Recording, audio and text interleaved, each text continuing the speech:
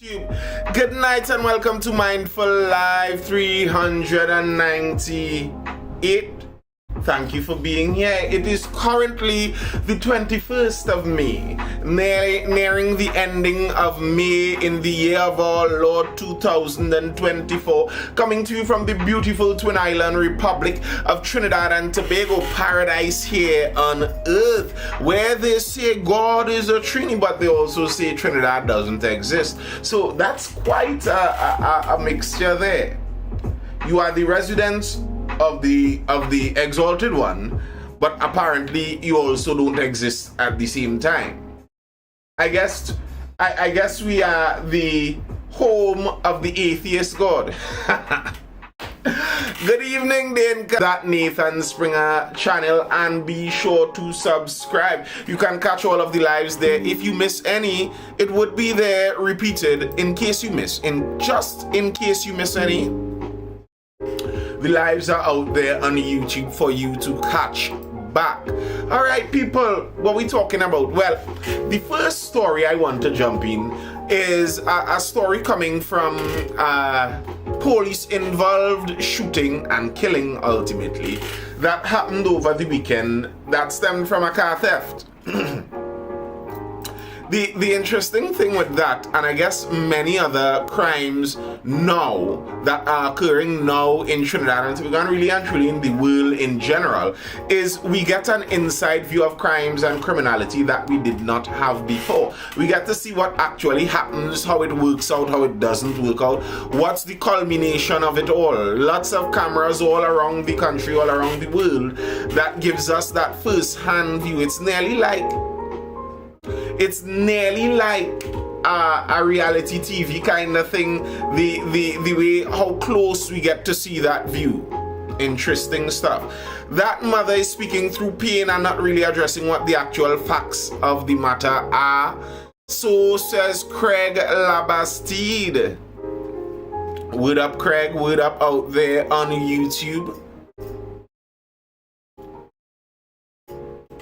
But let's jump in and see what mother had to say about her son. Son killed after carjacking. Mom vows to get justice. Ariel says, blessings from the island where I find a dragon fruit for $12 today. That's cheap. Very cheap. Greetings, sir. Son killed after carjacking. Mom vows to get justice. Now, I am sure there are some people out there who would have the consideration that someone who is killed after violently stealing someone else's valuable property, they may have acquired that justice all on their own.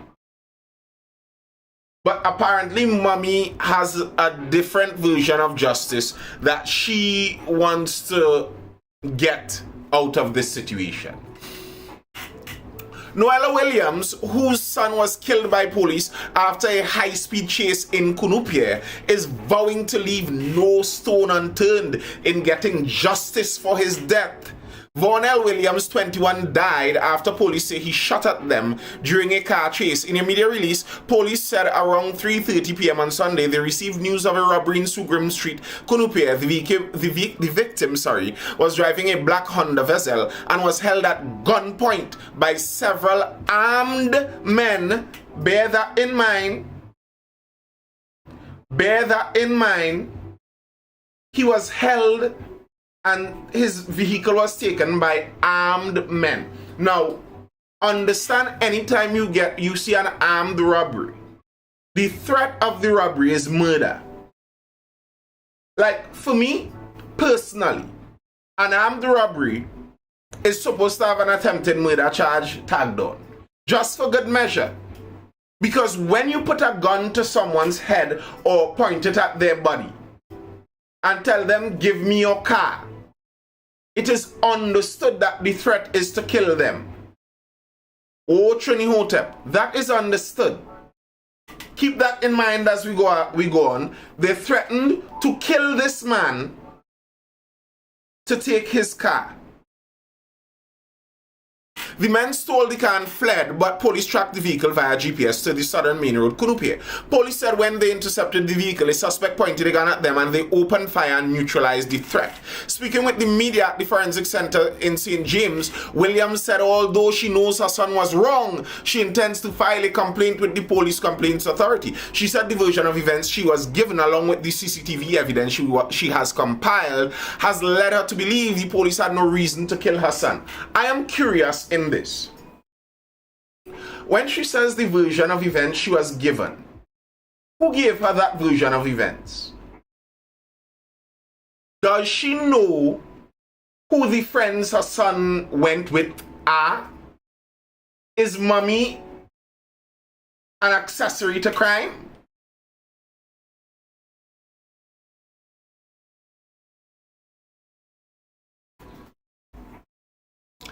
He was wrong. This is mommy went on. He was wrong. He was wrong. But at the end of the day, the police officers had the authority at the time over him because the car crashed and he was pinned in a vehicle. She disputed the police's version of events that he had a gun on him and pointed it at them. He was not a murderer, mommy says. He was not a murderer. What he did was wrong, and I'm stressing on that. But at the same time, he had no right to be killed like that because he had no weapons on him. I want to know, how does mommy know he had no weapon and he was not a murderer? So, if mommy knows he was not a murderer, is mommy saying she knew he was a car thief? Because you putting your head on a block, standing outside the forensic center bawling, he is not a murderer. Okay, how you know that? Mommy, how you know that? How you know he's not a murderer? Did he tell you the other crimes he committed? And if the case is that you know he's not a murderer because you knew the kind of criminal he was, then mommy, you look for your son to dead. You, and I saw someone claiming to be his sibling, his brother, saying that Ollie doesn't understand on Instagram in the comments. Ollie doesn't understand when parents and the family try, and Ollie doesn't know when we trying and we talking to them and they don't listen. Well, then call the police on them.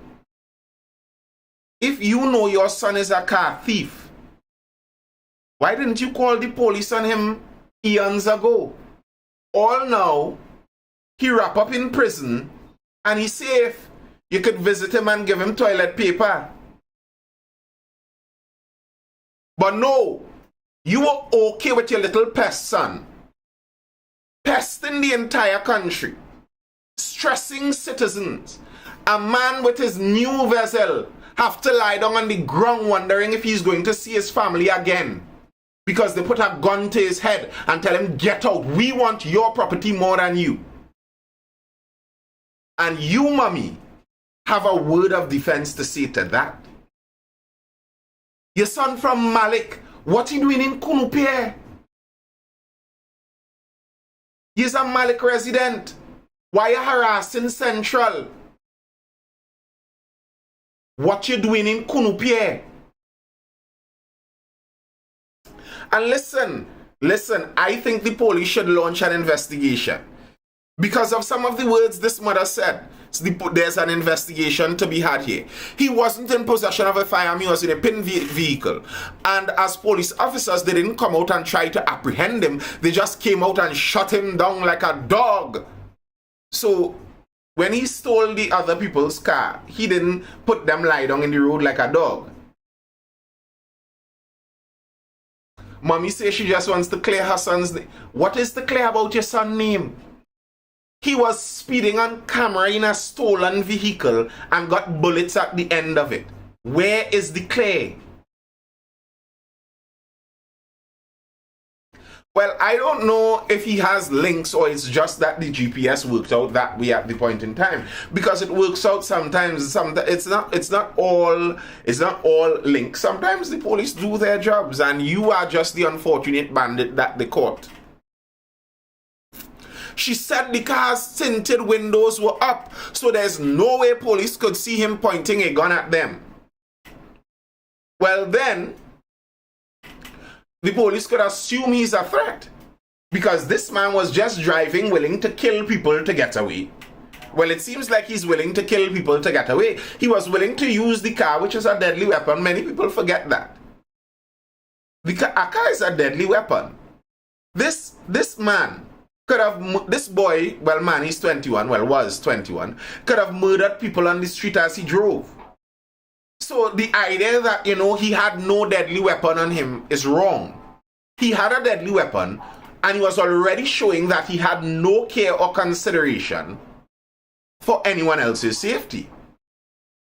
She probably wanted them to apprehend him and arrest him. Yes, that's what she wanted. That's what she wanted. But mummies need to understand, and mummies like this are the problem in the nation. Mummies like this are the mothers of criminals. Over and over and over, you'd see mothers like this raise criminal after criminal after criminal. And we've had this discussion at length in this life, because there are some people with that overly bleeding heart that want to come out here and bleed their heart all over the whole nation. Because how you could do him that, and you had to care, and you had to understand. You know your son is a criminal. You knew it. By your own admission, you knew your son was a criminal.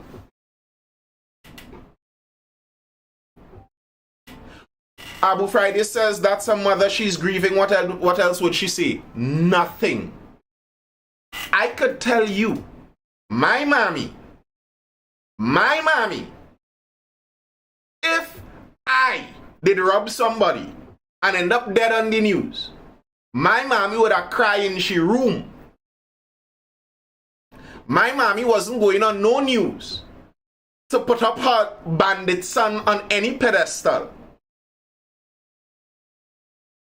That wasn't happening. And I know many of y'all in the live who have good mothers. Your mother would have told you the same thing. She's not going to defend you in your rubbish. And there have been mothers like that. There have been mothers, when their son do their nonsense and dead, they say no comment. When I was speaking to him when he was alive, he didn't want to listen. I have no comment to say when he dead. That's what you see.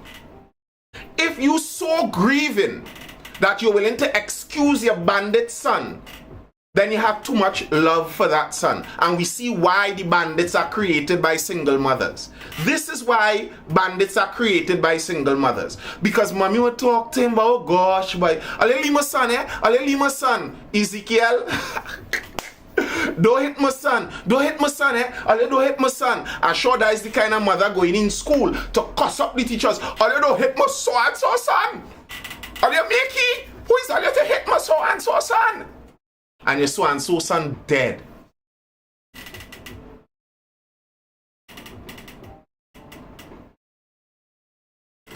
Let that woman grieve. Her grieving has no effect on any of us. Wrong. Her grieving has the effect of sending bandits out over and over and over from the northwest region of our country all through the country.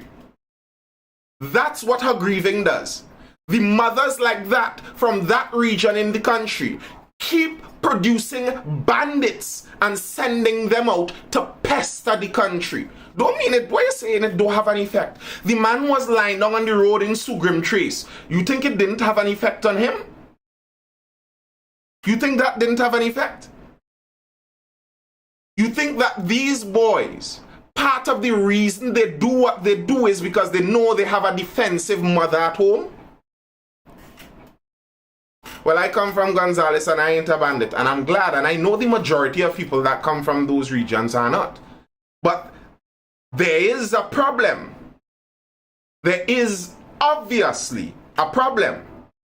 You from Gonzales, if you ended up in monkey pants nonsense with crime, your mother was coming on national news to hold up your name? You think so? Come now, man. I remember our father recently, he said, I talked to him, and look what happened, he deserved that. The residents of St. Augustine, and I made this comparison and juxtaposition just last week. When we looked at the residents of St. Augustine, who said they grew up watching the little boys, the two brothers, the two little Indian boys from Freeman Road. The whole village say we grew up with them and we hold them as baby and he grew up in my yard eating food, but they get too bad. They deserve it. It's good for them. You all forget that article? You all want me to go back and pull up this St. Augustine article? Show you how residents from different areas treat that? They grew up with the boys, you know. They were like mother figures to the boys, but they know these boys became pests. They aren't going to go on national news to try and defend that. It's indefensible. And there's more that made this worse. There's more that made this worse. Williams said in any event, driving a stolen car is not a crime which should lead to death. Mommy knows. Driving a stolen car is not a crime that should lead to death, and he just thief a car. That's all he do. He just thief a car. Driving a stolen car shouldn't lead to death, and I bet if it always led to death, the amount of people willing to drive the stolen car is going to decrease significantly.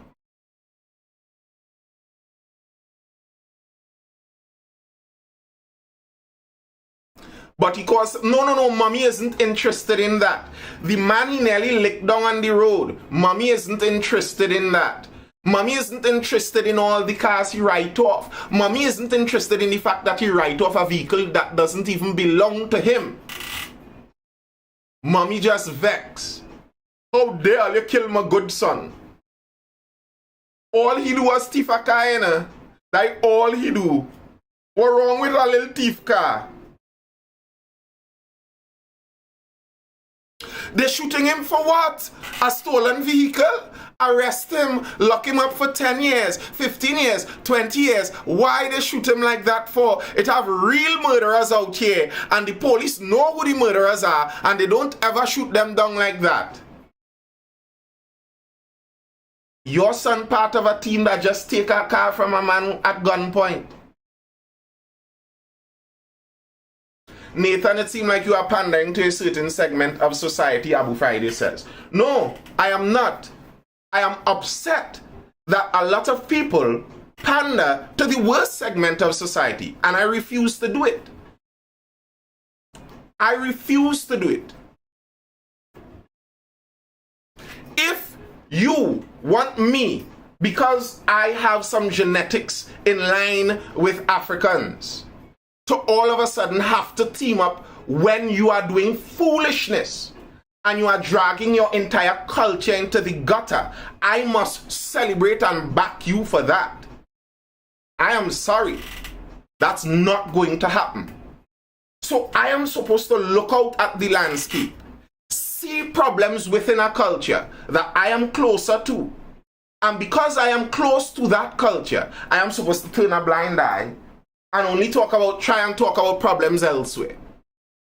Try and talk about problems elsewhere. Single mothers sending sons to jail over and over and over and over, year in, year out, year in, year out, murdering each other year in, year out. We have a story coming just now with one of those murdering each other. But no, we aren't supposed to point that problem out, because we would pander. We would pander to the wealthy people. What? The story goes on.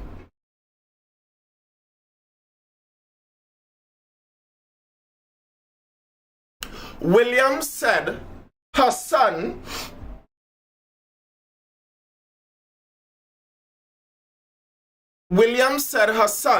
an aspiring entrepreneur, owned a straightening and painting business and bought and sold cars.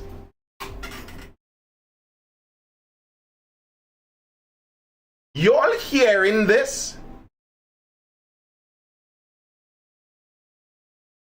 Mommy said her son was an aspiring entrepreneur, owned a straightening and painting business, and bought and sold cars.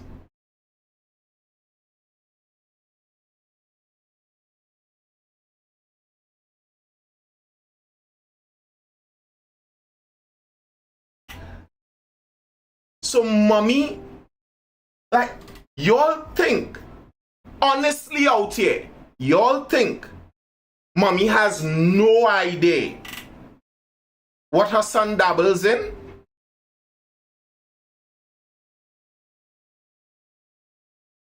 You think mommy had no idea? Totally ignorant of the fact she has no idea. She doesn't know. My son buys and sells cars and he's a straightener and painter. Where does he get the, well, he has money. Where did he get the money? Well, you know, he's an investor. He's just smart like that.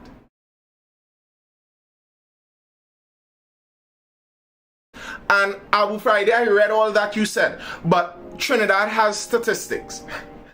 We have an office, a central statistical office. You could go into the CSO, pull up the distribution and demographics of Trinidad, and read it.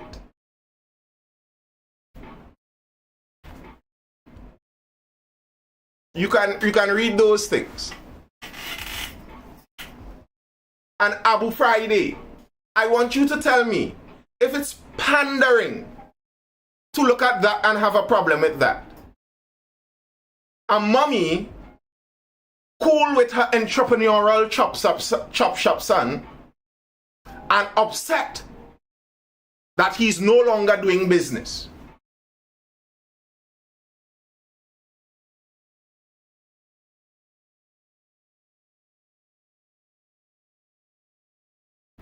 Nathan, so if you had seen me at 21, you would have said I am a criminal getting the state contract dollars. No, I would not have said that unless you were a criminal getting the state contract dollars.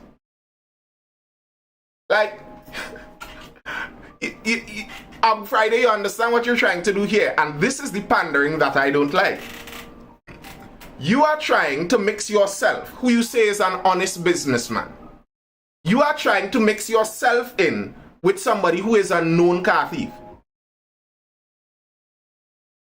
No. We're not talking stereotypes here, Abu Friday. The man was a car thief. He was killed inside of the stolen vehicle.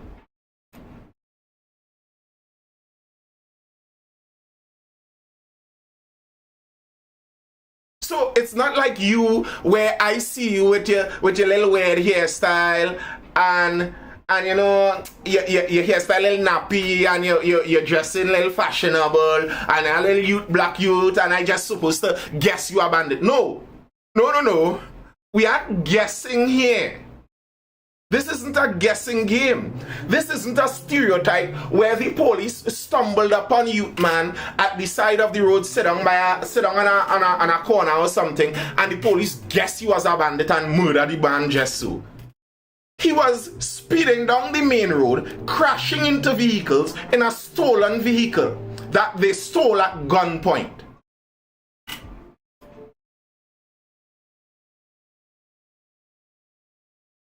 And you here, you remember you told me it seems like I'm trying to pander to a certain audience. But you here, you're trying to put yourself as a businessman from the area, from the Malik region, from Gonzales, and put yourself as the shield for a known bandit. Why would you do that? You are doing honest work. He is stealing a car. Why would you presume the conclusion and both of you are supposed to be the same? Because you are blaming East Port of Spain as a whole. I am not. If that is what you get from what I'm saying, my apologies. That's not what I mean. By no means do I mean that at all. What I am blaming as a whole is the culture that mommy represents. And that culture can be found in East Port of Spain. And that culture breeds the problem. So I am not blaming the entirety, the whole of East Port of Spain, because they don't have everything to do with it. They can't control that. Everybody from East Port of Spain isn't in control of that. They aren't doing bad things. The majority of people, they are just good people trying to live their lives. I agree. I don't think it's just demons all of a sudden because of a certain address. No. That is, if you are listening to what I'm saying here, Abu, you would hear I am clearly highlighting the problem. The problem I'm highlighting is mommy. I'm not saying mommy's problem is her address. I am not saying mommy's problem is her complexion, her name, any other thing like that. I'm saying mommy's problem is her attitude, the culture, the norms of behavior that she surrounds herself with.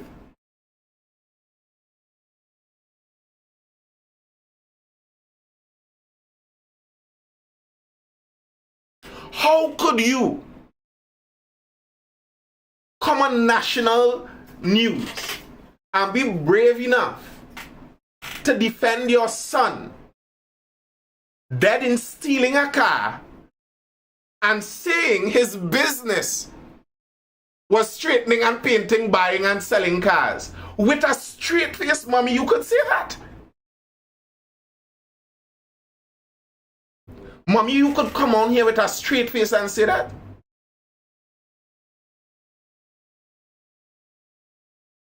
Smithy, now, Smithy, what you're saying there, I agree with. And I regularly talk about that. Now, there is a real question to ask, and this is a flip side of the coin. This is a whole other side. There's a real question to ask about whether the police did murder him or not. Now, whether he deserved it or he put himself in that position is another conversation that we just had. But whether the police actually murdered him unwarranted or not is another thing. And that is another thing and a real problem, because if the police murdered him, what we would end up having are murderers in the police force, which doesn't solve the problem, but it just places the problem in another location. I do not want a murderous police force either. So don't get me wrong. I am not saying that I want the police to go out there murdering people, because that creates a whole different problem. I don't know.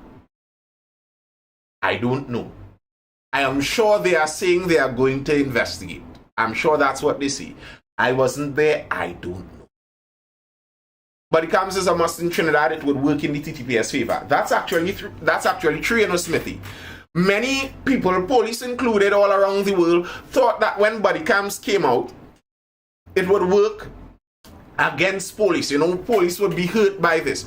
But actually, when you see much of the body cam footage that has come out, more body cam has actually vindicated police than proved them wrong. Because they're scared, I think, Smithy. That's why I think. Use what the mother expected the police to do. They want the police to be like, hello, come out the car. Like, I don't know. I don't know. I wasn't there. I don't know. But if you get news that someone stole a car at gunpoint, they're driving recklessly, like obviously they have no interest in stopping. When you bounce up on the car and you run up to a car with dark tint, as a police officer, what are you kind of assuming comes out of that car?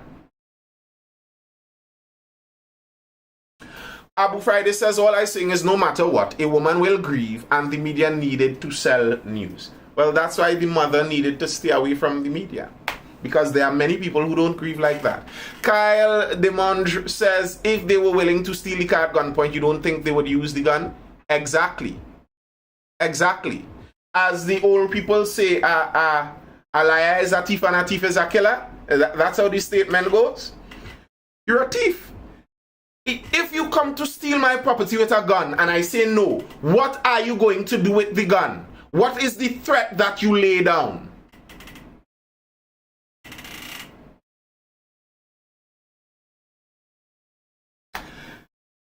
Williams said her son, an aspiring entrepreneur, owned a straightening and painting business and bought and sold cars. She said he kept the wrong company and she believed the stolen vehicle may have been passed on to him by one of his friends.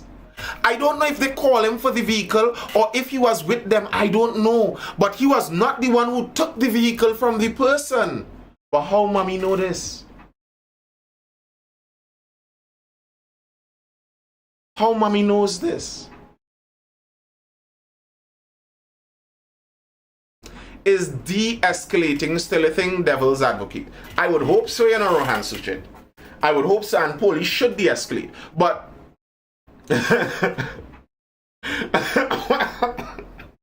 very funny while lying. But Rohan, in the situation as seen on video, as seen from the CCTV footage of what seemed like it play out after the accident.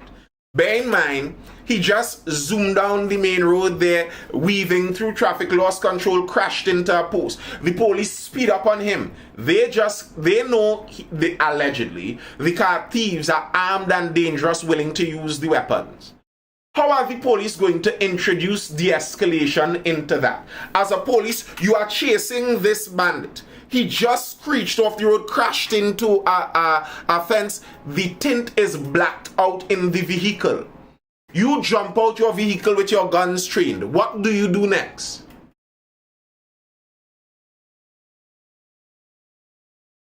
In terms of de-escalation, as an officer, if they wanted to, they would have. Okay, Abu Fra.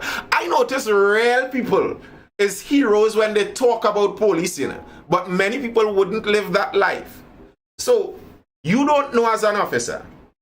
You don't know as an officer. And I'm talking, bear in mind, as I kept saying, I don't know. You don't know as an officer what is facing you coming out of that black tinted vehicle. All you know is you speed up, you end up right up behind the vehicle as you jump out your vehicle with your guns trained. If anything even blinks inside of that car, you are going to light it up. That's how it goes. If someone even opens the door, you are going to light it up. You know who the onus is on there to save their lives?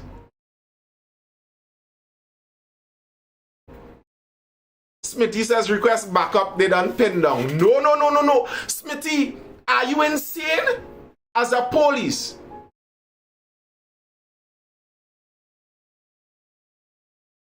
As a police, you are going to leave a situation where you could clear it up as soon as you reach.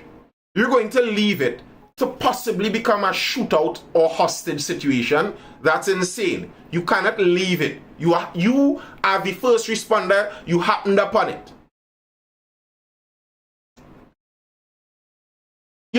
Like, I think people aren't picturing this. You happen upon it, you jump out. As soon as you see something blink in that car, you are going to empty inside of it. That is what is going to happen. That is what is going to happen. That's the same thing they did to the youth men in downtown Port of Spain last year. No, that's not the same thing.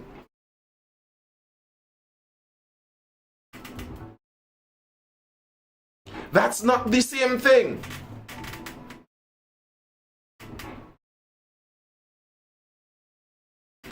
Exactly, Kyle DeMandro. So, and that's kind of what mommy's saying, eh? You know what? Everybody should put themselves more at risk to save my bandit son's life. So the police are supposed to take the Russian roulette chance that there aren't 3 bandits inside of the car willing to take their last stand. No. We are supposed to take the chance that, you know, it's just one guy in there and he might be pinned and, you know, he's all willing. As I was going to say, the onus is then on the bandit. You know what you do as a bandit? There, you wind down your window and put your hands out and say, Olia, I'm not armed, look at here, open the door and lie down on the main road. That's how you save your life. What you don't do is go speeding down the main road, weaving in between traffic, trying to kill people. One guy got away though. No, but Smitty, they're telling us that the bandits were pinned. How were the police supposed to not shoot? The bandits were pinned. You know, the police knew that after the accident, they pinned and both of them are incapacitated with their hands behind their back and they can't do them anything. The police knew that.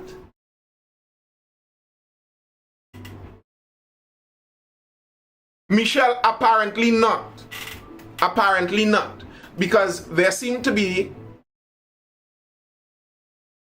I have dealt with police and But Abu Friday, you're acting like you haven't been in my life before. The majority of my lives when I speak about police, it's in a negative degree.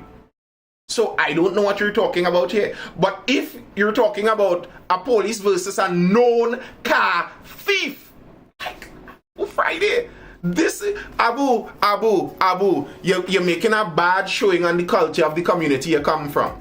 You said you come from the community and you aren't a bandit. But why are you here 2 hours in? Well, not 2 hours in. Still defending banditry. The man stole a vehicle. Why are you so intent on defending him?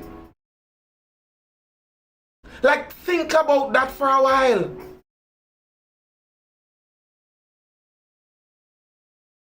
Think about that and ask yourself, why am I so comfortable defending someone who has been pestering my nation?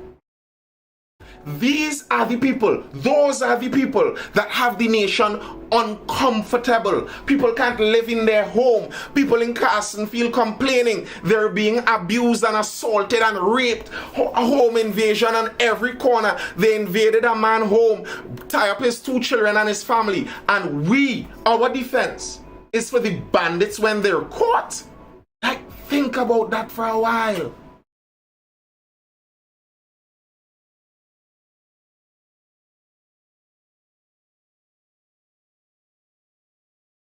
Think about that for a while.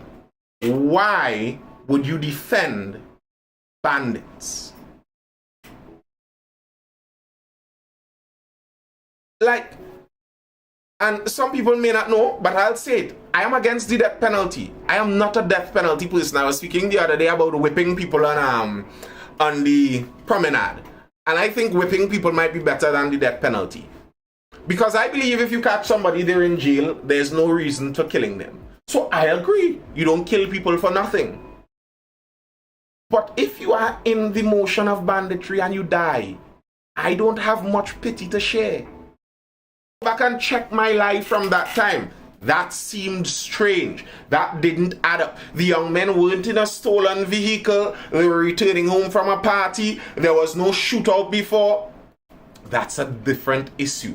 When they shot Mr. Alexis, the deceased Robocop's son, in Enterprise, and they shot him through a dark tint, and they said he aimed at them first, but it was his car. It wasn't a stolen car. The tint was obvious that they couldn't see him pointing a weapon at him. For me, I question those things too. I say that doesn't make sense.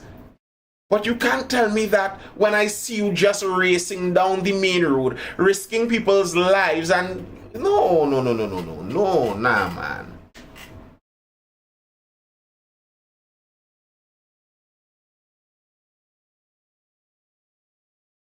Nah, man, I disagree with that. I'm not going to defend you there. Stefano, this is what I do, bro. We talk. But it was the same stop and shoot situation, no attempt to get a surrender. I wouldn't say it's the same stop and shoot situation, because what was the info on the boys in the Aqua? They were not in a stolen vehicle, so that's just suspicion. You are stopping them to question them. This isn't suspicion. This is an escapee in a stolen vehicle trying to get away. It's not the same situation. It's not. I don't see that as even being close to the same situation there. An escapee in the stolen merchandise is not the same thing as the boys. Like, if the CCTV footage showed that once you hear the whoop whoop, he stopped, jumped out and put his 2 hands up, fine. And there have been instances like that. I remember sometime there was a stolen vehicle. The guy, they were heading down south on the southbound, and police started chasing. They shot one. The other one jumped out the vehicle, jumped onto the highway and put his hands high above his head. Even if the police had the intention of killing him, well, they couldn't kill him there. If the video wasn't the vessel speeding, crashing in between cars and crashing ultimately into a post, If the video was him stopping on the main road, jumping out with his two hands up in the air, and then the police starting to fire, that would have been a whole different video.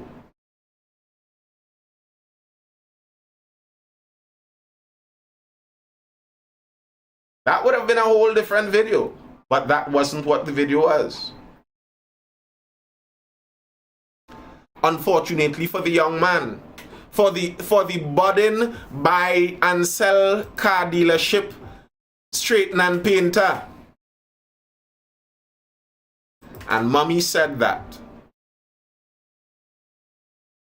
But to the police now. Earlier, TTPS missed the mark on objectives. On May 13th, a media release from the Office of the Prime Minister confirmed that the Police Commissioner Earl Howard Christopher's term would be extended for another year. During her appearance before a Joint Select Committee shortly after she was appointed Commissioner on February 3rd, Howard Christopher predicted a short-term reduction in the murder toll by June of that year. She later admitted that the target was not met and that it was meant to inspire the TTPS. However, the top cop continued to face strong criticism, at least one retired officer and public, over her approach to crime fighting. For the year thus far, the TTPS has failed to achieve 5 out of the 8 target objectives in their violent crime reduction plan. According to figures compiled by the Commissioners Comstat between January 1st and May 13th compared to the same period last year, police are falling behind in 5 categories.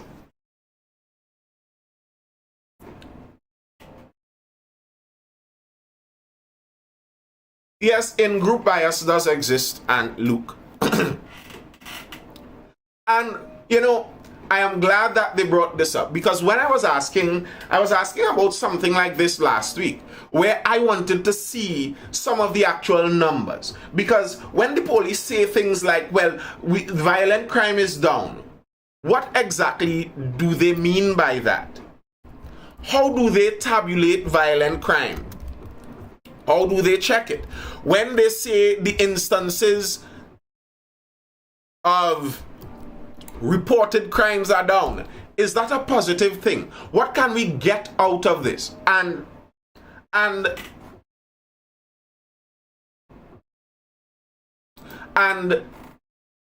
glad this article seems to bring up some of this.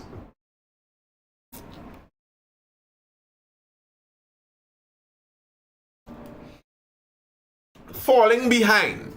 While a 10% reduction rate in murders was set as a goal, the police were only able to achieve a 7% decrease. As of Friday, the murder toll stood at 208 compared to 225 for the same period last year. Of this figure, only 23 murders have been considered solved for the year thus far. While the TTPS had hoped for a murder detection rate of 20%, they only achieved an 11% detection rate. The detection rate for violent crime was also well below the target of 25%, with only 17%. On the issue of illegal gun seizures, not only did the TTPS fail to meet the prescribed 15% increase, but a 28% drop in the number of guns found was reported.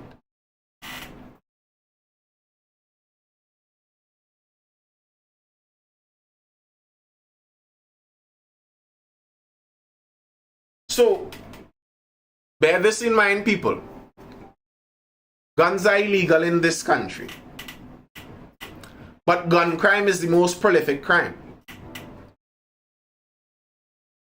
The solution to that from our heads up in PNM tops is not self-defense, but the police getting the guns off the nation's streets. So, the safety of Trinidad is dependent heavily on how effective the police are at getting guns off of the street. And they are going backwards in their efficacy. They are becoming less and less capable of getting guns off the street. The police doesn't only find rusty guns. I feel like when the guns get tired and the users fed up of them and they're ready for a new shipment and they don't want to have to dispose of them themselves, they call in the police to take the old guns. Car thefts were also a challenge for police, with a 17% increase reported for the year thus far compared to the 10% reduction set as a goal. Here's the thing, and car thefts are an important piece. I am going to tell you why car thefts are so important as we go on. I said it last week, and car thefts were the important thing. Car thefts were the thing I said I wanted to see because their improvements seem shaky to me. Let's look at their improvements. Despite their shortcomings, the report also outlined 3 areas where the TTPS has seen improvements. These include a 17% drop in violent crime. Now, that's a problem because I don't know everything that they consider violent crime in the first place. And if those considerations remain stagnant year over year, telling me a drop in, and every commissioner since has been saying there's a drop in violent crime. I feel certain I could find an article from every commissioner probably for the last 20 years boasting that there has been a drop in violent crime every year. By now, we are supposed to be the most non-violent society if every commissioner keeps telling us the truth. But let's go on, and I'll tell you why. I'll tell you why the car theft statistics are one of the most important. Other than the 17% drop in violent crime, a 19% decrease in serious reported crimes and a 19% decrease in fatal road traffic accidents.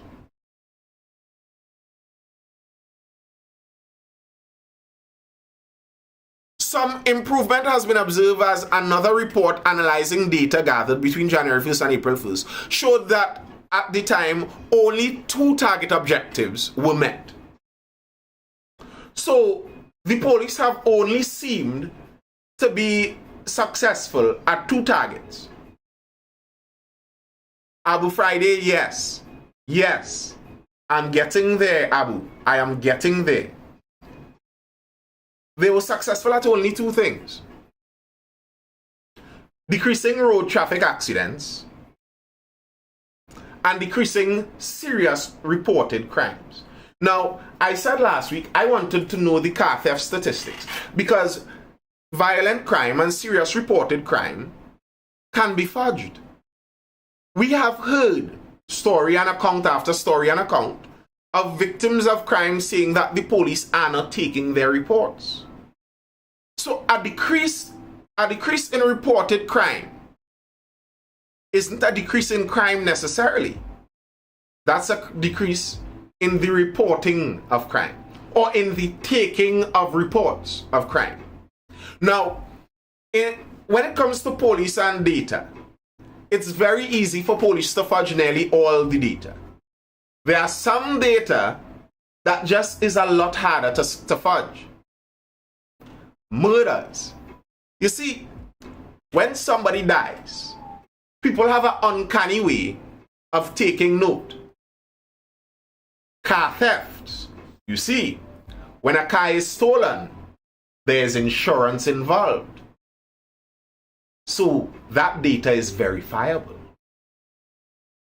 And that's why when you go, so somebody said Toronto. Toronto is the perfect example, Abu Friday. That's a liberal city. Look at all those liberal cities when they welcome soft on crime policies. Policies like what mommy would have liked for her bandit son and what you seem to enjoy, Abu.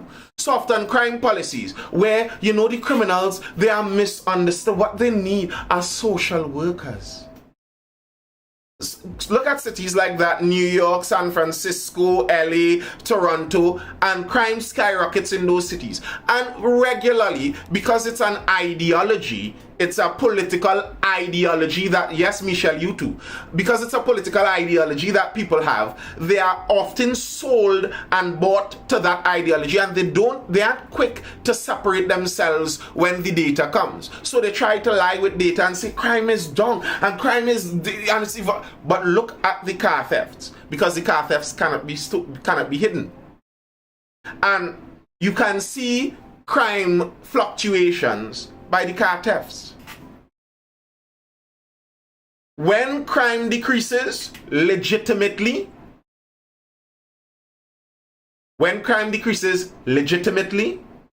car thefts decrease. So you want to look at numbers to really judge the crime by? Look at the murders, look at the car thefts.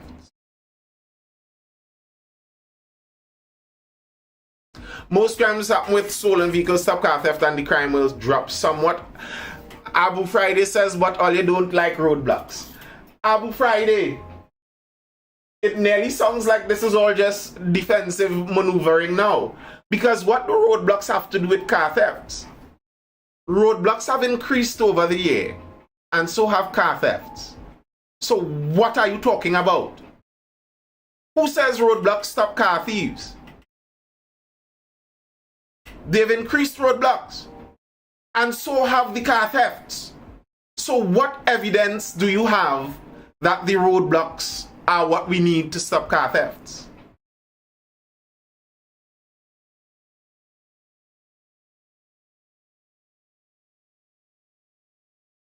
I think in a country like Trinidad, a large amount of the car theft is plain old police corruption. Because our country is so small. I think if we had an honest police force, stolen cars would basically be a thing of the past. I think a lot of the car stealing rings and all of that is blind eyes. People turning blind eyes. Homeboy have a straightening and painting shop buying and selling cars. You think the police who living in his region, you think the police who was living in Youthman region, because they are police who live all about Trinidad and Tobago, you all know that, right? You all have neighbors who are police officers. You think the police in that neighborhood, who know homeboy have the straightening and painting entrepreneurial buy and sell car business, don't know where his cars are bought and sold from?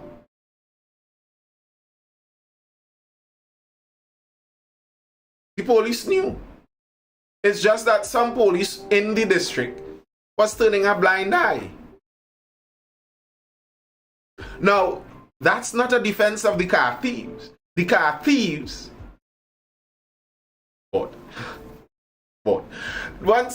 that's not a defense on the car thieves. Because the car thieves are still car thieves all on their own. This just brings the police into the equation too.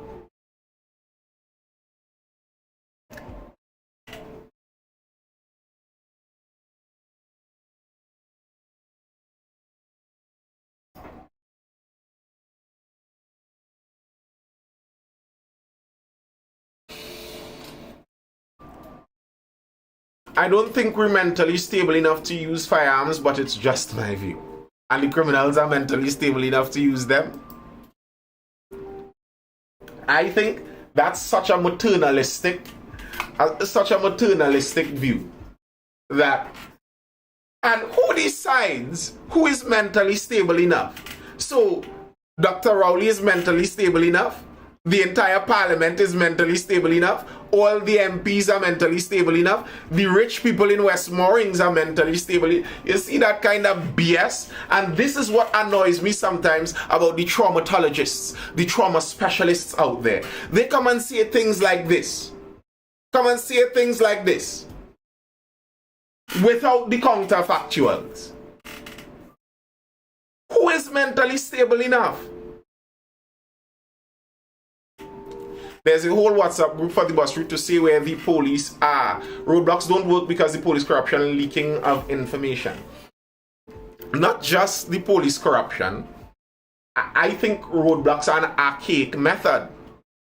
Roadblocks are obvious. Roadblocks catch people, and it's the way nearly it seems like much of the police plans in Trinidad and Tobago work like that. Roadblocks catch people who don't want to break the law. I heard the Prime Minister say something like 40,000. Roadblocks catch people who don't want to break the law. If you don't care about breaking the law, it's very hard for a roadblock to catch you. How often do you see any big crime in a roadblock? Caught in a roadblock? Roadblocks create traffic jams.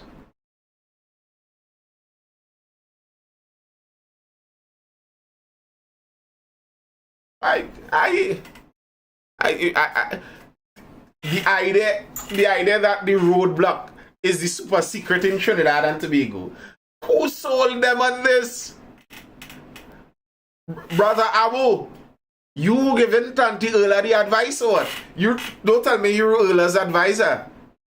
You're the one telling her roadblock for everything, bro. Exactly, Abu. That's the point. That's the point that I am making, that they are ineffective. It's like saying if an alligator were to paint himself fluorescent orange, he wouldn't catch any prey and he would starve and die. But it's not the fluorescent orange, you know. It's because all the prey would see him. Because he's fluorescent orange. But it comes down to the corruption, not the exercise. No, it's not the corruption. It's not just the corruption. It's the general nature of a roadblock. Where in the world, generally, do you see roadblocks used to that extent to catch people? You know what roadblocks are generally for? Homeboy in the vessel, on the run, and they know, okay, he's in Kunupe, we'll set up a roadblock, Monroe Road. That's a roadblock. Because you know he's traveling in that direction, you're going to stop him and make him have to take an offer. That's what roadblocks do. You just come out random Wednesday morning, set up 8 a.m. and hoping you catch a bandit. You know what that's like? That's like going in the river, a random river, with a strainer, picking up stones and shaking it, and tell people you're looking for gold. Yes, occasionally gold is found at riverbeds, and that is occasionally what you might do to find it. But you ain't going to find it like that. Roadblocks are a revenue-generating measure for the state, not a crime reduction method. And that's where it becomes obvious why it matters. Because if the roadblock's intention was a reduction in violent crime, a reduction in serious crime, then the roadblocks would not have catered or cared about insignificant traffic violations. The fact that a roadblock, the most important thing the police have is their little ticket meter, shows you exactly what the roadblock is about. And you're gaslighting us. You're lying to us when you try to tell us that this is about solving crime. And it's a spit in my face on top of the insult. Because not only are you not solving the crime that is hurting me, but in what you are doing, saying that you are solving the crime, you are hurting me more. So, while the criminals pester us on a daily, and their friends and family defend them, instead of the police actually stopping them, what they do is roadblocks. You know what's kind of funny to me in this live, reading the chats? The guy who was upset with the police for shooting a car thief in the car thief process seems to be a proponent of the police stealing money from law-abiding citizens for a cracked windscreen and a millimeter short on your tire thread. So you run in the roadblock 8 in the morning and lose your money to the police. Abu Friday has no problem with that. But let the police stop the bandit. How dare they? How dare they? I think Trinidadians need something to complain about. Of course, that's it. It's not that this is illogical. It's that Trinidadians just want to complain. Abu Friday, guys, all of you all in the live, even you on YouTube, this man in the live was in the defense of the bandit who was killed by the police, saying with his mother that the police shouldn't, and the police was supposed to de-escalate and find another means. So defense for the bandit. But Trinidadians, law-abiding Trinidadians, who find that when the police do a roadblock and catch no murderers, catch no violent crime, but just take thousands of dollars from citizens every day, we complaining too much. That's someone in the live chat.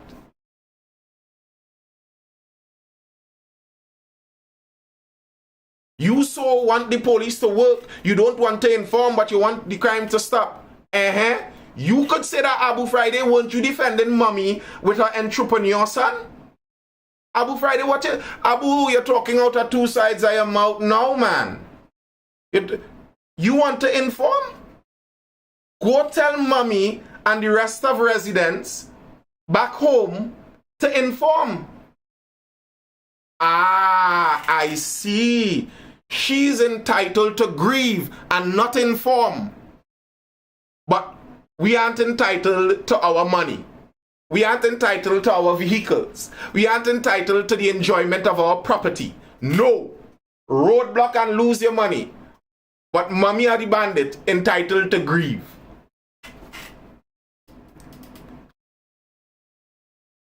I see. I'm just reiterating this, not for you, Abu, because that's your view, but for people in the chat to see the views of their fellow countrymen. There are people in the country of that view.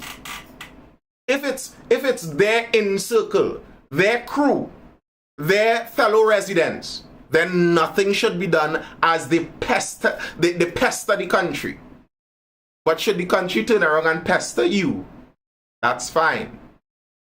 Why don't Trinidadians inform instead of complaining? What do I do on a nightly basis, Abu Friday? It's information we're talking about. What are you talking about? Has the defense of crime sent you crazy? What are you talking about? Complaining instead of inform? Inform about what? This is what we're talking. It's information we're talking about. At the end of all of these lives, I say educated, informed, or entertained. There's a purpose I use those three words. What are you talking about? But how dare us complain? Go give the police and the government all your money. Nathan, they tried to take my car and I stopped them myself. So pestering me ain't an option. Oh, because you know them. They were your neighbors. But unfortunately for us down central, we don't know the guys. So when they come with the guns, we just have to give them it. We can't go and talk to their brothers and their fathers because we don't know them like that. We just have to give it up and die. Unfortunately, us other people in Trinidad and Tobago don't want to just give up our goods and die. Unfortunate. I know it's annoying. It's annoying that these other people aren't willing to just give up and die. Of course, there's the stereotyping, Abu Friday, because you are leaning into it. You are defending banditry and then upset about people complaining that the police are tyrannical. You are defending the banditry and complain and angry that people are upset about tyrannical police. Of course. Of course. I'm speaking to you now. That's why I'm using that stereotype on you now, because I'm talking about what you are saying. Good question, Michelle. Good question. Exactly, Anonymous. In case you are wondering why there are so many of the people who say things like that, listen to how long this explanation goes.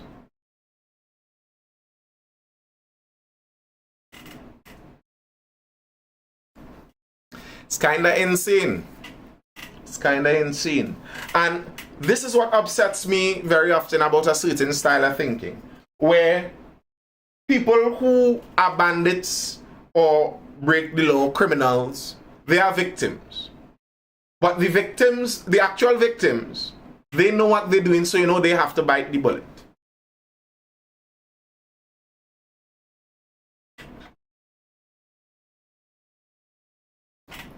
I'd like to know that too, Abu Friday. Like, how did you know they were from Central? Y'all had a discussion?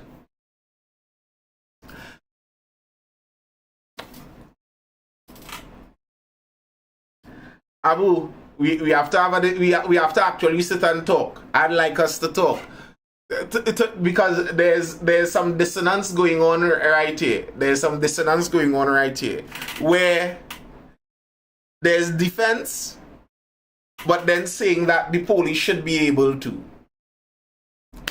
I don't get the missing pieces there. There seems to be something a little left out of that whole picture.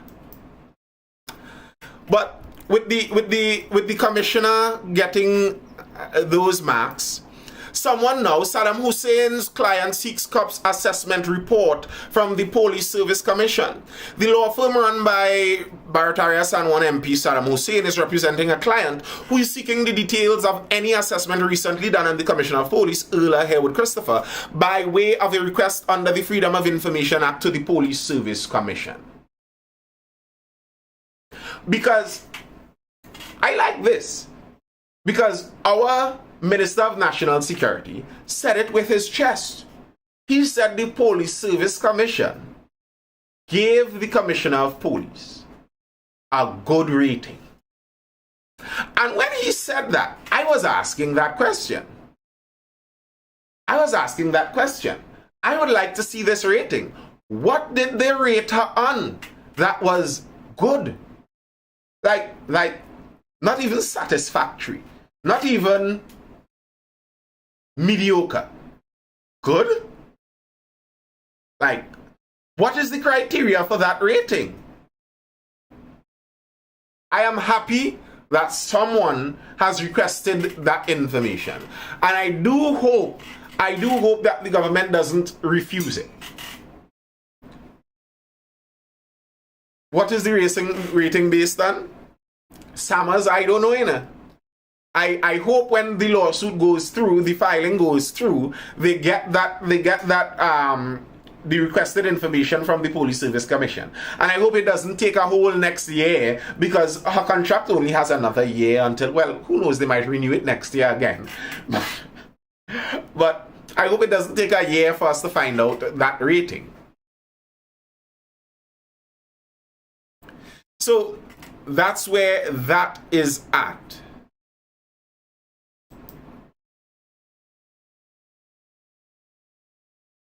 The culture.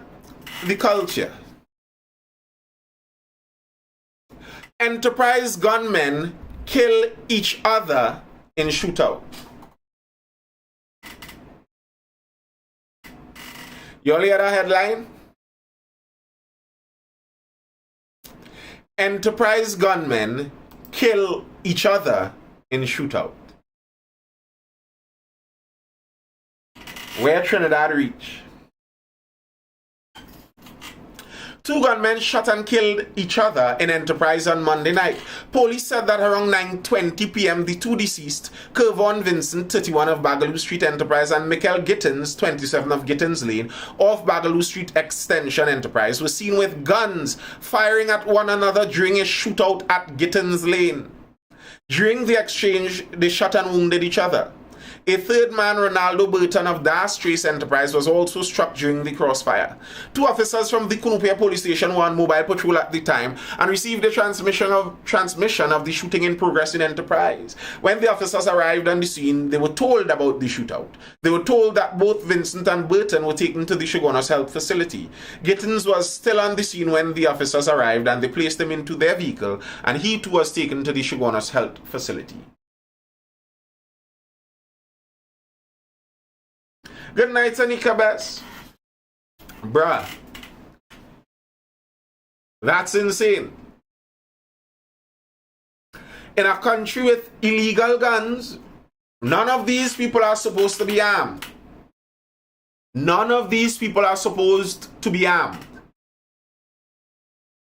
In a residential area, they are having a full-on shootout.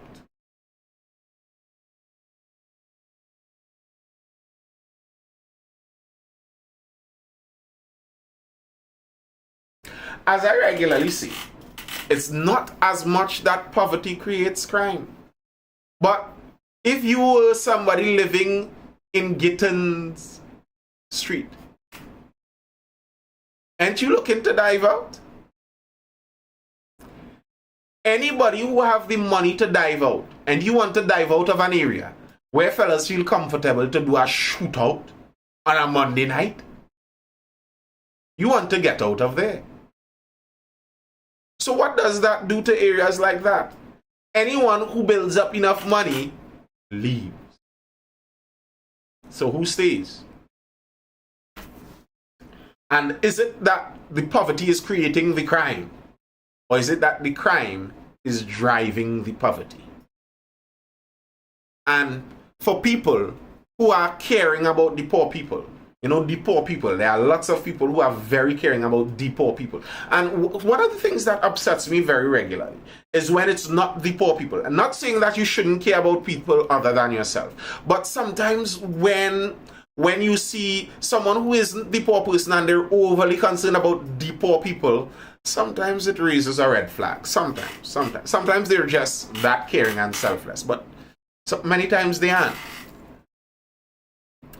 And if you care about the poor people, one of the main things you could do is discourage the culture of criminality around them.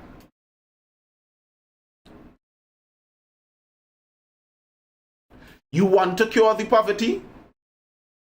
At every chance you get, discourage the criminality.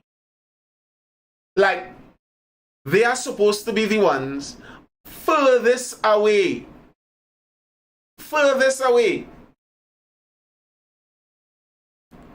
You had to be the mooks. Let them have to call you mooks. Because if you on the borderlines of poverty, the last thing you need is to be known for crime. Then you just cemented your position, and probably your next generation too. The last thing you want to be, if you're already in the clutches of poverty, the last thing you want to be is known for crime. Because then, good luck getting out of the poverty. You see, the nature of poverty is, by and large, in this world, how you get out of poverty is through trading. Basically, trade something. Trade a good you have, trade a service you have, something. You trade something for something. You give something of value that you have, and someone else gives you something of value that they have. And through trades like that, you are able to increase the value that you have. That's by and large how you do it. But if you're a criminal, it makes people not want to do business with you. Even if you yourself aren't a criminal now, but now you are surrounded in a culture of criminality. it would be difficult. As Abu was talking about with the stereotypes and stuff, these stereotypes do exist, and they exist for reason, and for good reason. I remember last year there was a story in West Moorings. There was a break-in.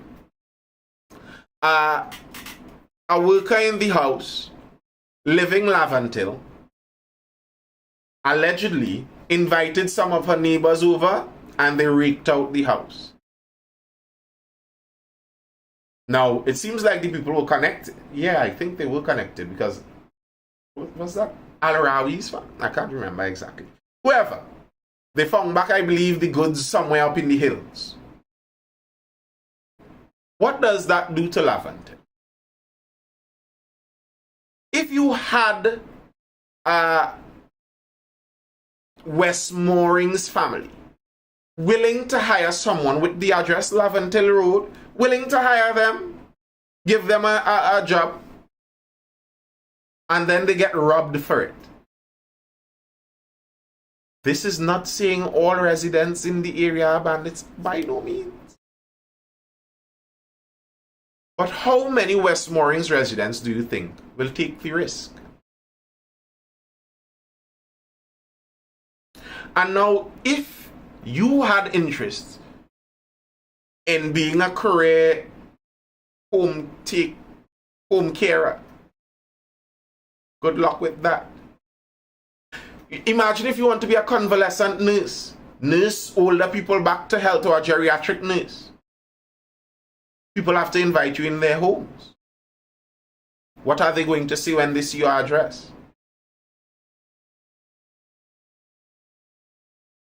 This is how stereotypes are created. Yeah.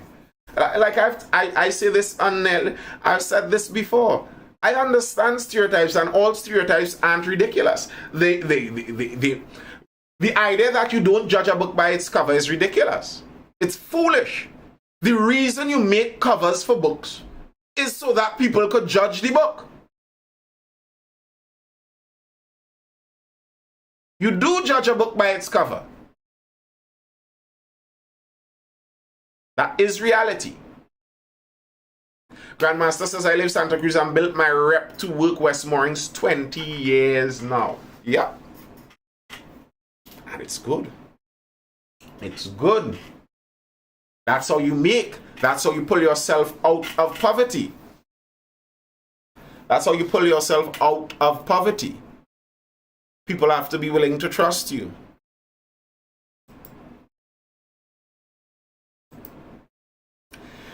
Chief Secretary on 10 murders in 5 months. Tobago in a social war. Whether Tobagonians accept it or not, the island is in a state of social war, Chief Secretary Farley Augustine said. This was his response to the unacceptable levels of serious crime on the island, which has seen 10 murders committed so far this year. Just 3 shy of Tobago's record for most murders in a year, which was set in 2023.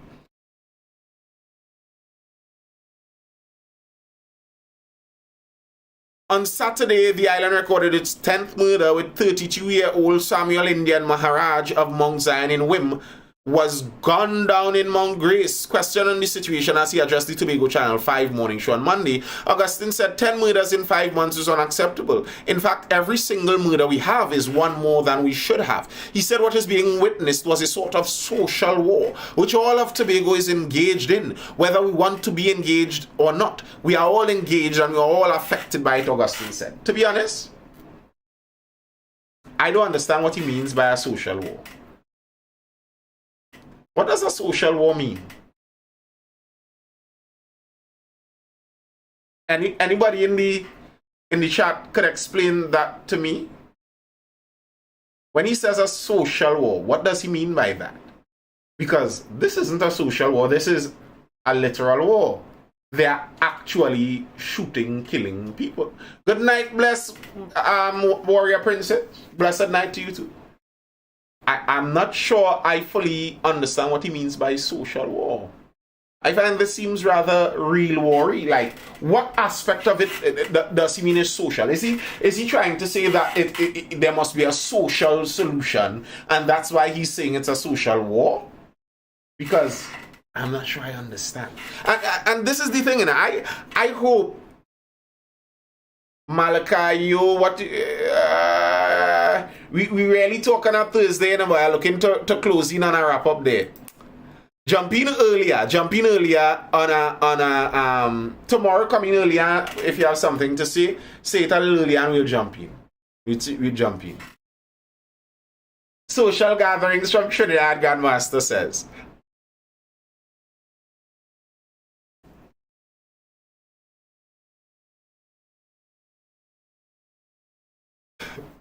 Craig Labastide, I see you there over on YouTube, bro. I see you. Yeah, social gatherings from Trinidad, Grandmaster says. I wonder, like initially I was of the view too that is Trinidadians going over and causing all that mayhem in Tobago. I was of that view too. But is that the case? Well, of course, Warrior Princess. Well, is that really the folks, really and truly, the talking day is Thursday. We join Thursday and we just talk. No news, no other topics, no articles pulled up. By the way, if you all ever wonder what am I reading, where am I reading it, if you're joined over on YouTube, Nathan Spring over there, you can find it there and you see the articles that I'm reading, etc., etc., etc. What time? We start around 9:30 p.m., Warrior Princess. Yeah, I was of the belief initially that is the Trinidad 6-7 business head over there and causing mayhem. But when you see the victims seem to predominantly be Tobagonians. I don't think... Fireflame says, my view, it's Trinidadians doing or have a lot to do with those crimes. I don't actually think so, Fireflame. I have no inside information. I'm letting you all know this. I don't know this to be fact. But I feel like when you look and you see Tobagonians being murdered, 1 week, next week another Tobagonian, next week another Tobagonian. Those could seem to be reprisals. And if a Tobagonian is being murdered in reprisal for a Tobagonian being murdered, who do you think did the murdering? Any of the murders, any of the 10 murders so far, weren't Tobagonians?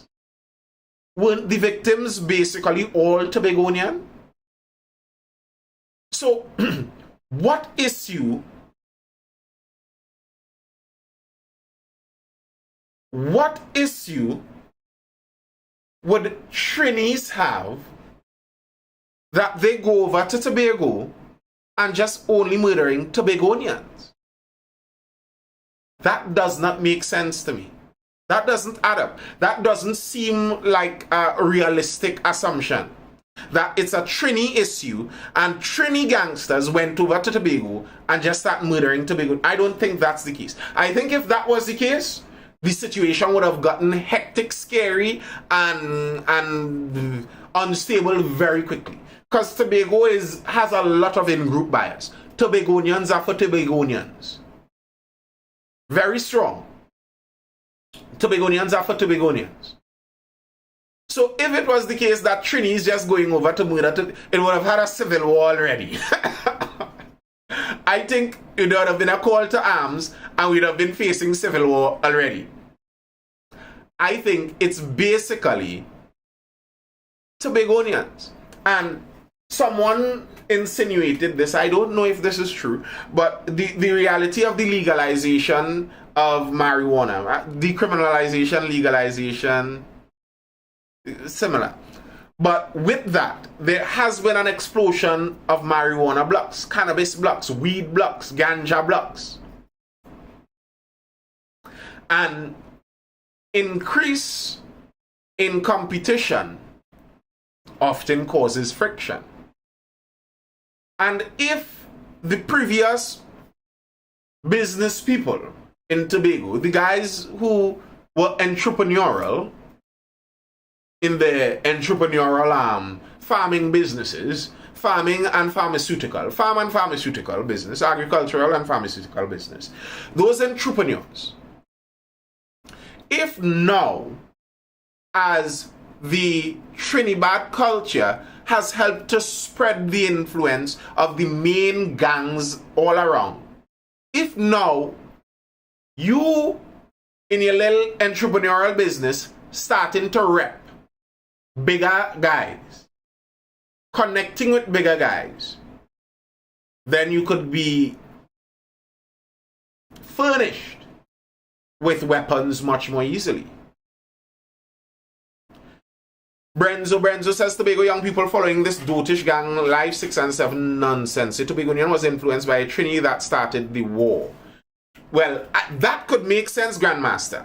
That a Tobagonian influenced by a Trini started Tobago war. Because you all know it's not only Tobago. They are complaining about this in Grenada. They are complaining about this in Barbados. They are complaining about this in Antigua. There's six business in Jamaica. Alleged 6 guy in Miami was murdered recently. So the overarching structures of the gangs are spreading, and as it spreads, the friction would spread too. 6 started in Jamaica, not Trinidad. I don't know the details. If I were to guess, I would say 6 started. I don't know it. If I were to guess, I would say 6 started probably Drake, because there has been 6 influence, because Toronto is called the 6, and yes, I know in Jamaica the 6, but there are other 6s. There are other 6s in other countries. For example, I did a deep dive on gang history. I was doing that sometime about a year and a half ago, 2 years ago, and then I was stumbling upon the 6s and the ABG gangs in Toronto. There's an ABG gang in Toronto with the same ABG meaning the same thing. So, interesting stuff. Not only, Trini Hotep, there has been crossover, because like that same documentary, well, not documentary, just deep dive on some of that. There have been influences. So Drake at one point in time was rolling with one of the most notorious gangsters in Toronto. A guy who was wanted by the police and posting stuff online. Eventually, I think he was caught somewhere in the States, and he ran a gang in Toronto that I believe identified with some 6 something too. So it's not just geography.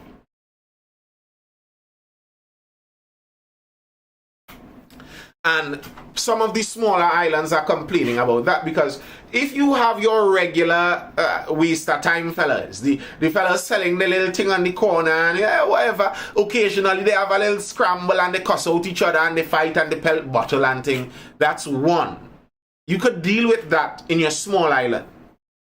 But if now you have fellas trying to bring in boatloads of AR-15s, and you have fellas that are making a call and trying to bring in a hitter, a known killer from one of the bigger territories to come and deal with a walk on the island, regularly over the last year, at least 2 or 3 times, I read stories of Trinidadians held up the islands for murder.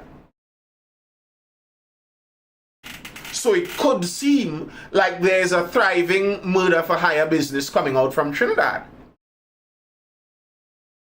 You all go look at it. Go see how many Trinidadians are occasionally held up the islands for murder. Like, bro, what you doing in the people country killing people? What, I thought it's holidays you gone for.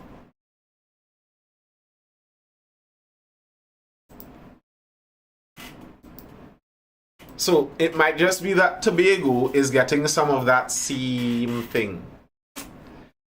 And that's terrible. Because I don't know how it stops.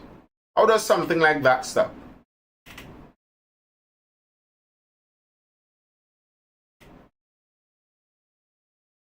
Trinidad been have rifles before Trinidad, long before. They just was not on the killing. I don't know. I'm not familiar with the Grenadian underworld. I don't know. I don't know what they have or don't have. But I know that their police force is currently complaining about the outside influence now. So there's that. Last November I was in St. Vincent. 5 murders in 5 days. Sheesh. Sheesh, man. And you see, if you join a bigger gang, you become more disposable, you know. Like, if my gang was Vinci Boys, the Vinci Boys was my gang, and it was all 12 of us, well, if 2 people die, that's 1/6 of our gang die. We can't afford to be losing men so regular. So, you know, we not really on a killing business. We don't have all the men. But if I join an international gang, I calling myself now, I am a blood. And I fight in the Crips. Well, the Bloods number a couple 100,000. The Crips number a couple 100,000. If you die, that's nothing. The order is going to come from above for you to do something that's much more risky. You just made yourself disposable. Like, that's so annoying to me, eh? And I see it even in Trinidad. You drive around the place sometimes, some little corner block somewhere behind Rio Claro somewhere, you selling your little something that you plant in the bush, and you looking to paint 6 or 7 on a sign next to yourself. What wrong with all you? You are a little youth man harassing people in C3 Mall. A little mall bully. Like, we always had mall bullies. Alright, yeah, mall bully, cool, you do your thing. But you want to go up and throw up 7s? What you doing throwing them numbers? And that's the problem. That's the problem, it seems, going all around the Caribbean and even in Trinidad also, where the affiliation, it's not that it's, I don't think it's necessarily that the music might be pulling innocent people into lives of crime. Not really. I think that people who already weren't innocent, people who are already leaning on a certain side, find themselves now using the popular culture to find affiliations. And I think that's problematic. The statistic in Trinidad is that there hasn't been one day in Trinidad for some years without a murder. You believe that? I think there have been days without murders, but I think, like, if you work it out on average, it works out to more than a murder a day. But I think there have been days where literally the day passes, the 24 hours pass without someone being murdered. I think. I wouldn't put my head on a block for it, but I think so. Alright, people. We're closing in on 11:30. There we passed 11:30. That's all I have for now. If there are any further comments or questions, any further comments or questions, I'd be diving up. Any further comments or questions, folks?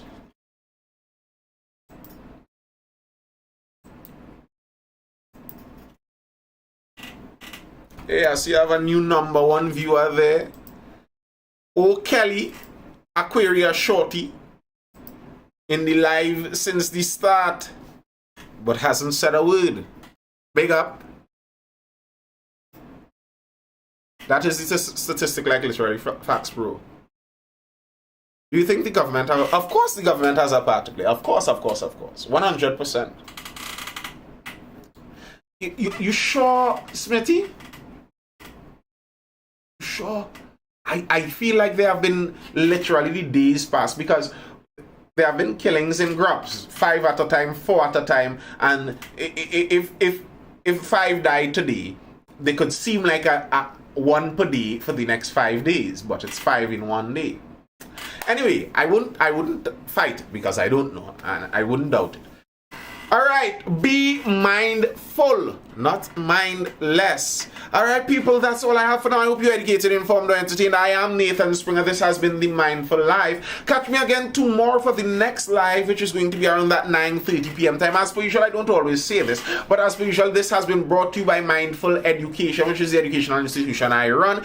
We offer private tuition classes, learning pods, which is a homeschool style, homeschool geared style of learning for small classes, intimate, if you will, where the students get familiar with their fellow students and with their teachers, and we do this in learning stages from preschool going all the way up to CXC. If you're interested in that, you can hit us up. We also offer private tuition, one-on-one tuition for most CXC and CAPE subjects. If you are interested, hit us up where you find me or us. Have a good one, folks. Laters. Word up, Trinidad High. Word up.